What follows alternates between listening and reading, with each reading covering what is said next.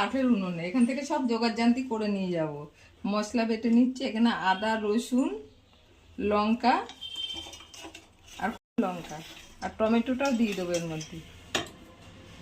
চীনা বাদাম অল্প করে দিয়েছি, অল্প একটু জল দেবো, নিয়ে নিলাম মাংসের মধ্যে। এর মধ্যে দিলাম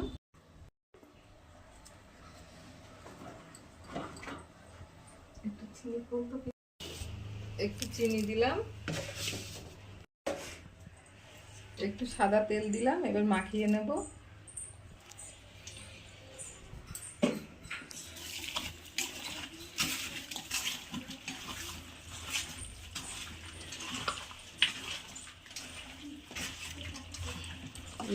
গরম মশলা ধনে জিরে এর মধ্যে বেটে রেখেছি, এটা পরে দেবো, ভেজে বেটে রেখেছি কিন্তু এটা।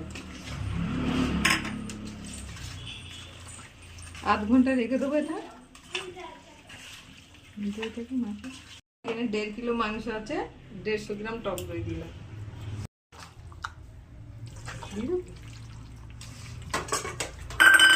ভেজে রেখেছি, এবার ক্যাপসিকাম আর কটা পেঁয়াজ দিয়ে দিলাম।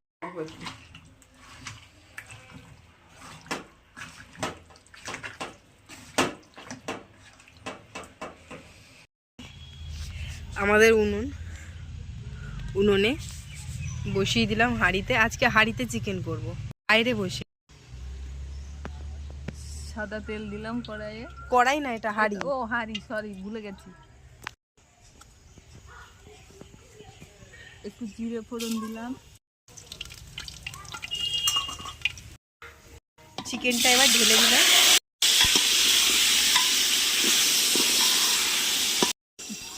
জল দিয়ে দিলাম, এবার ভালো করে কষিয়ে নেব।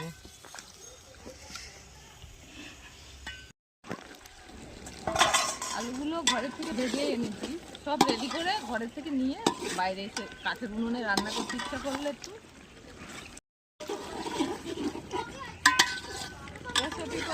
দিলাম। একটা মশলা ভেজে গুঁড়ো করে রেখেছিলাম, এটা ধনে জিরে গরম মশলা আর একটা শুকনো লঙ্কা আছে। এবার একটু জল দিয়ে দেবো।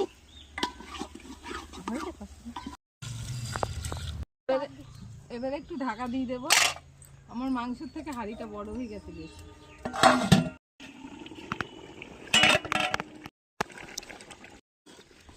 আমরা বাইরে রান্না করছি, এই যে আমাদের ছোট্ট উনুন, তার পাশে আমাদের ছোট্ট বাগান।